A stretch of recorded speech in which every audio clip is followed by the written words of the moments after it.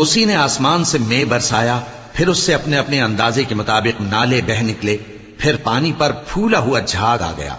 और जिस चीज को जेवर या कोई और सामान बनाने के लिए आग में तपाते हैं, उसमें भी ऐसा ही झाग होता है। इस तरह अल्लाह हक व बातिल की मिसाल बयान फरमाता है।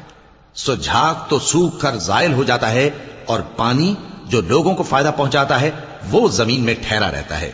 इस तरह अल्लाह सही और गलत की मिसालें बयान फरमाता है ताकि तुम समझो।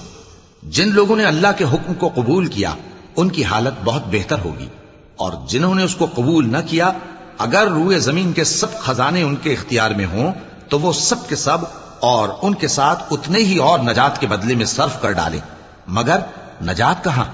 ऐसे लोगों का हिसाब भी बुरा होगा और इनका ठिकाना भी दोज़ख है, और वो बुरी जगह है। भला जो शख्स ये जानता है कि जो कुछ तुम्हारे परवरदिगार की तरफ से तुम पर नाजिल हुआ है हक है,